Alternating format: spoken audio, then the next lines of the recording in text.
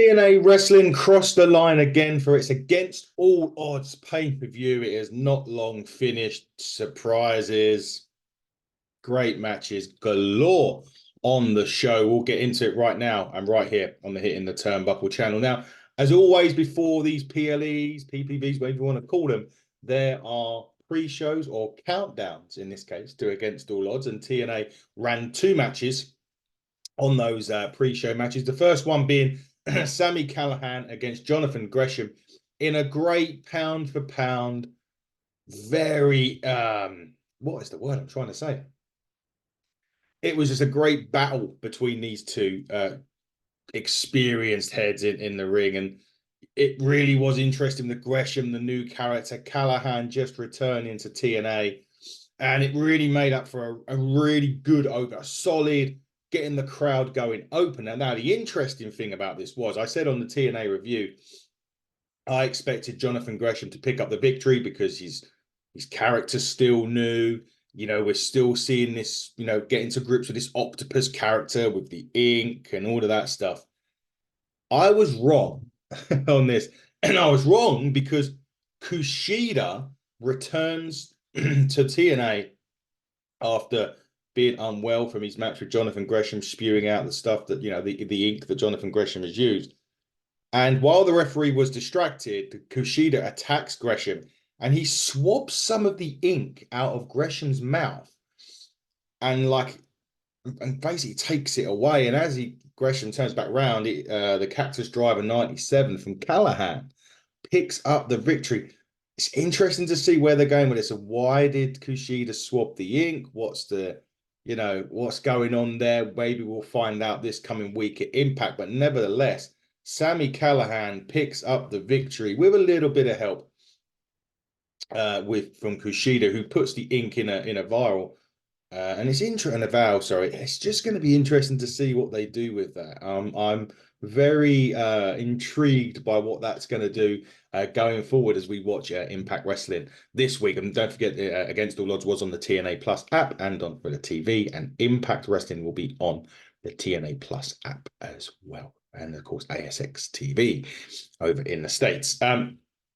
Final match on the pre-show was for the Knockouts Tag Team Championships. They're called the Malasha, which is Masha Slamovich and Alicia Edwards. They were going against Hex, Alison Kay, and Marty Bell. But they had a bit of a to-do this week on Impact with as well. There was a very close near fall in this where they hit the Hex marks the spot. Very competitive Knockouts Tag Team Championships, as you can imagine it always would be. However, it wasn't enough as Alicia Edwards hits the power bomb and they do a double team bulldog, and the still TNA Knockouts Championships, the Masha Slamovich and Alicia Edwards. But now it's time for the main card, shall we say, of it. And interesting enough, it started up again with a very hot tag team match. Now, the Rascals, there have been some Rascals, especially against Macklin. And remember, he's asked Mike Santana to be his partner. Santana was very much along the lines of he wasn't sure because he'd done his tag team stuff before. And Macklin says, look, just a one and done. Let's kick the Rascals' ass. And then we'll go our separate ways. And this was a really good. There was like a little bit fast pace that you can imagine with the Rascals. There was a lot of hard hitting stuff like you can expect with Macklin and Santana, and it actually boded well when you put that together. The match was actually really, really sound and really, really enjoyable. And the team of Macklin and Santana wins the match with the block. So interestingly enough, they shook hands afterwards, and one wonders whether that is the last we'll see of a team of Macklin and Santana. Are they going to go their separate ways? Are they going to perhaps form an allegiance? Oh, who knows? I mean, there's definitely going to be title aspirations for both of those men going forward in TNA. But it's just what title and whether they'll be together or whether they won't be together. We'll wait and see. But a really good, solid opener for that for the Against All Odds card. And again, it really, but putting those four together really, really worked for me. Really enjoyed the match. And we'll see what's next, especially for Macklin and Santana. The next one, PCO. Now, obviously, we're going to get the answer from Steph DeLander, but he does have a little problem first, and that is a Rich Swann problem. Although PCO, you know, Swan does come out the blocks quite quickly, does have AJ Francis out there as well. A lot of it was a lot of overpowering from PCO to Swann, as you can imagine. Swann's more a cruiserweight type style wrestler. PCO's a big monster. So, you know, there was that. There was a lot of distractions there from AJ Francis, as you could imagine during this. And there was a bit where Rich Swann actually hits a 450 splash. And then they got very close near full on that. Francis interferes again. And then PCO starts rallying back. And then when he does that again, when he just starts getting the momentum, Francis is there to stop this momentum from happening again, which is how the match progressed and was going forward quite along the way of this match until PCO tripped Rich Swann and knocked Francis off the apron. He then dived onto Francis and hits the PCO salt onto Rich Swann for the victory. And PCO reigns supreme. And then it brung out Steph DeLander with the answer for the love letter, all about going on a date with PCO. Steph DeLander gives him the answer of which is yes. She will go on a date with the PCO. It's so interesting, this one, because, you know, where is this leading to? Because obviously PCO's had his issues with Con in the past. Con was tagging with Steph DeLander with the Jordan, you know, with Jordan Grace and PCO. One wonders where this is going to end up, and I don't want to be the bearer of bad news to PCO, but I'm not quite sure it's going to end up in a favorable way for PCO. But who knows? I've been proved wrong in the past, so we will find out. But again, that was a fun one. A lot of distractions in that match from AJ Francis, but PCO picks up the victory and gets his date with the Aussie Steph DeLander. What's going to happen with that? To think, to be quite honest with you. Anyway, let's move on to more tag team action for the TNA World Tag Team Championships. The System, Eddie Edwards, Brian Myers against the Nemeth brothers, Nick and Ryan. Bloody hell, it's a lot of names. Lots of interference in this one as well. But again, four guys, experienced guys, you know, at least three experienced guys. Ryan Nemeth's the younger of the four. But very good when you've got these experienced guys. They just know how to put on a great match, and it's exactly what happens. You look, Brian Myers, Eddie Edwards, too. We've had them on the show. Go and check that out. Actually, the System on the show before, and we explained about how when you've been working in a tag team, even if it's not the same person, the fact that you've been tag teaming for so long, you start, you know, building this partnership with your new partner, and the experience that you've used with others comes together. And that's exactly what's happened with the System there with Eddie Edwards and Brian Myers, that they just work together so well because they've used to it, and they've been in American Wolves. Obviously, Brian Myers was with Matt Cardona, and the Nemeth brothers, obviously brothers, which helps, you know. So it made up for a really, really good match. There was a bit of interference from Moose. There was a lot of great double teamwork, actually, from the Nemeth brothers. And just when it looked as if the Nemeth brothers were going to win the tag titles, someone's broke up the pin, and I didn't see it for a bit. And it was Dirty Dango, the artist formerly known as Van Dango. He broke up the pin. Dango has attacked Ryan Nemeth. Eddie Edwards hits the Boston Knee Party for the win. The System retain and has now got Dango in their ranks. They are going to be very, very dangerous, even more so now with Dango, another member of the System. The System seems to be in recruiting mode, and Dango is next. But again, a really good tag team match. Now, the next one I was quite interested in was Joe Hendry with Ace Steel. Remember Ace Steel aligned himself with Joe Hendry this week on Impact against Kazarian. And Frankie Kazarian's been a little bit, well, I'm going to say he's been a bit of a dick over the last few weeks on Impact Wrestling. Not made himself very, very, very popular, put it that way.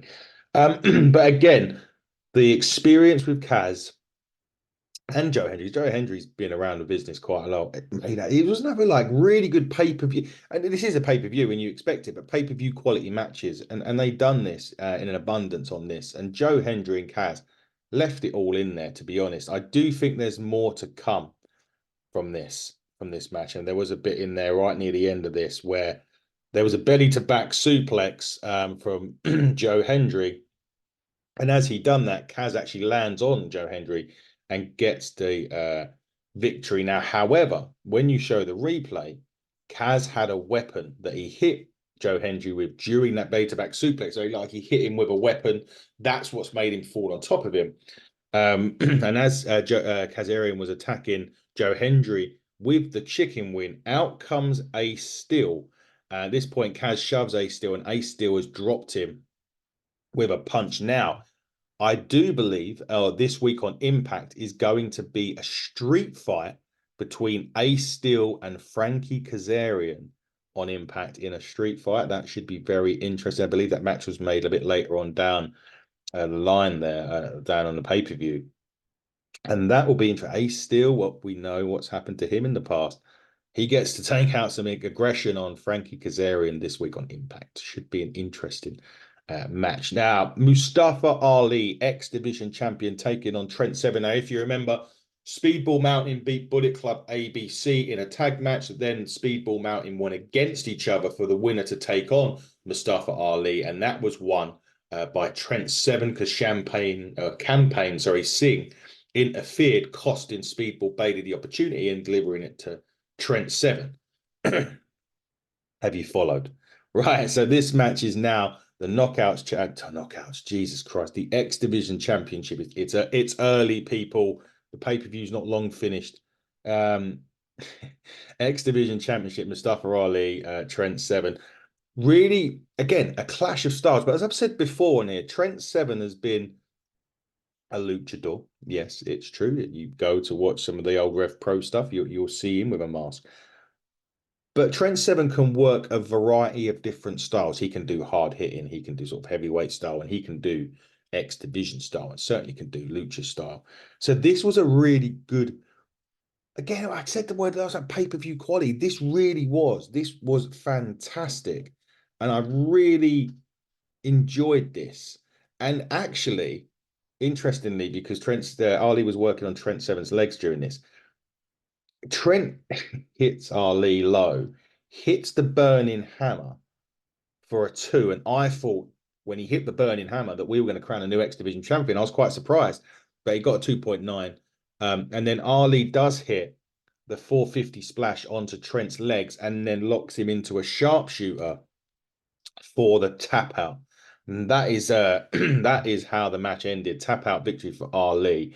But again, it was such a I like a lot of times out of 10, you think clash of styles, and you're always worried about how those work matches would work. But because Trent can work in a variety of different ways, the clash of styles, there wasn't really one. And even if there was, it was executed so perfectly that it made for such an entertaining match. I really enjoyed it. Really, really enjoyed it. And Ali retains the X Division Championship. And who is next for Mustafa Ali? Maybe we'll find out on Impact. We probably will get there eventually. Bullet Club ABC now. Over the last couple of, excuse me, the last month or two, there's been a bit of dissension in the Bullet Club ABC ranks. They've been losing a lot of matches. There was a bit where Chris Bay was going for the X Division title. Ace Austin was like, we should be focusing on the tag titles and what's going on. You've been out of the game. And then Ace Austin had a shot at the title, at the X Division title, and then they've been off the same page. Even this week on Impact, there was still signs that they weren't quite there against the Nemeth brothers. But this, against all odds, they took on Josh Alexander and Eric Young. And you look at that again, Alexander and Eric Young, experienced veterans, great in the ring. against Bay and Austin, pound for pound, speedy. This having those four in a match, you knew was going to be great, and it absolutely delivered on this. Really entertaining tag team match. There was a lot of quickness, as you could imagine, from ABC. There was a lot of good power, wily veteran moves from Eric Young and Josh Alexander. But finally, ABC seemed to be on the same page. They hit the fold to get the win. And Bullet Club ABC pick up their first win in a while. And that is could bode well for ABC going forward. Josh Alexander and Eric Young, not quite sure what the future holds for them at the minute. There is a lot of talent in the TNA locker room right now. I mean, to be honest, there's been a lot of talent in the TNA locker room for about 3 years, but it's talent that is at a certain level, and we're talking, world title level, and there is abundance of talent right there that could go for the world TNA World Championship. So it's going to be interesting to see who the world champion is, and we'll get to that very, very shortly. But B, who is next, and how is all of this talent, all this great talent they got, going to work for TNA going forward? It's exciting when you've got a talent. We've spoke about this on other review shows, and we've said that there's so much talent in a roster, and how do you keep them happy, and how do you keep them going? TNA have got that problem as well. They have got world-class athletes, main event talent in abundance, both on the men and the women's roster. And it's going to be interesting to see what they do going forward, especially Eric Young and Josh Alexander. Josh Alexander is a great, great wrestler. I really, we're going to talk crossover very, very short. Well, literally next. And talking about crossovers, Josh Alexander is one guy that I want to see crossover and have a chat, have a little match, maybe on NXT, maybe even on the main roster with something. But speaking of crossovers, that brings me to Jordan Grace. Now, Jordan Grace was on NXT Battleground, coming up a little short in her match against Roxanne Perez, partly to do with Ash by Elegance and partly to do with Tatum Paisley. And she issued an open challenge to any roster, anyone on any roster, to come to Against All Odds and face her for the Knockouts Championships. Before she could get to the ring, Ash by Elegance and the Concierge was ringside as well. However, the opponent was indeed Tatum Paxley from NXT. Yeah, she crossed the line to take on Jordan Grace in a really good women's match. Again, the women's division is so strong. I mean, the fact that they're crossing over now with NXT is only going to benefit both companies. It's not just going to benefit WWE. It's going to benefit TNA. It's going to really benefit TNA as well. And to be honest, this is exactly what companies should have been doing for years, because it brings together some magic. You don't know who's going to show up, and that's the thing, and that's the beauty of it. You don't know who's going to show up. You don't know what's going to happen, and to have people do that. And AJ Styles come out at the Clash at the Castle sort of pre, I don't know what you want to call it, pre-SmackDown show, and said that he would love to come back to TNA. Get AJ Styles back in the Impact Zone after all these years, would be amazing. And you can think of some of these matches that you'd love to see. Chad Gable versus Josh Alexander. Could you imagine that at a or whatever, a pay-per-view or whatever? It would be amazing. Anyway, let's just focus on this. Jordan Grace does indeed retain the Knockouts Championship with the Juggernaut driver, but Ash by Elegance did indeed attack Jordan Grace after the match. But she didn't get very far. Grace does grabs the knuckles, the jeweled knuckles, and dumps some champagne on Ash to finish off. So that's a little bit, that looks as though that's where it's heading. Ash by Elegance been great since she's debuted in TNA from the WWE. We've already said, and we've talked about the development of character and how she's really come onto her own. And this is now looking like she's next in line for the Knockouts Championship. Very interesting to see what happens. Now, main event time, guys. We saw the chaos at the compound on Impact. That was just crazy. This was a broken rules match for the TNA World Heavyweight Championship. Moose, Matt Hardy, and oh my god, it was nuts. Nemeth brothers, because the system come out, the Nemeth brothers come out, and they started straight on Myers and Edwards. They brawled to the back.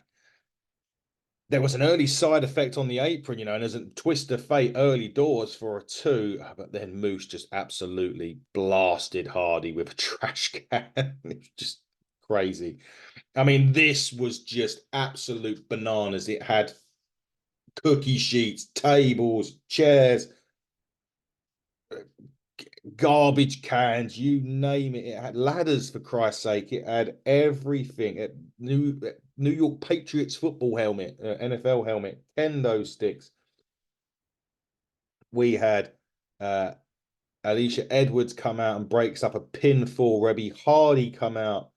And as Rebecca Hardy was trying to help Matt, um, there was an accidental bit where she went through a table, and as Matt turns around, Moose hits him with the spear and retains the World Heavyweight Championship. Then the system attacks, then the order system are back at ringside. They attack Matt Hardy. Ryan and Nick Nemeth come out to make the save, but they overwhelm them. Joe Hendry comes out for the save and brawls with Moose. The system have ganged up on everyone. They're taking control of everyone in the ring. Jeff freaking Hardy returns to the impact zone, comes out with a chair, takes out the system, hits Moose, hits him with a twist of fate. Matt Hardy hits him with a twist of fate. Jeff hits him with a swanton bomb. The crowd go ballistic. It was the old school Hardy theme as well. The crowd went bananas. Raywald and Hanifan on commentary went bananas. Jeff Hardy saves the day for Matt and Ryan and Nick and Joe Hendry, but also returns to TNA wrestling. Absolutely. I did say there may have been an Easter egg this week on the at the compound when there was that big picture of Willow, but we didn't know if it was going to be Willow or Jeff Hardy. We knew he was a free agent. Jeff Hardy returns to Impact, and I really hope, really hope that Jeff Hardy works out here at TNA. I really do. It's such a great thing. That begs a question though. Does Jeff Hardy cross over at any point to do the WWE as well? But for now, he seems to have Moose in his sights. What a great pay-per-view. What an exciting way. We always say as well, end the show, waking to want to watch Impact. That alone right there, I mean, it was a great show anyway, but that alone right there is a reason to watch Impact this week. And don't forget, you can catch Impact on the TNA Plus app, AXS TV over in America, and DAZN over here in the UK. But you have been watching the TNA Against All Odds review show on the Hitting the Turnbuckle podcast with me, your host, Adam Cousins. And until next time, everybody, cross that line and stay safe.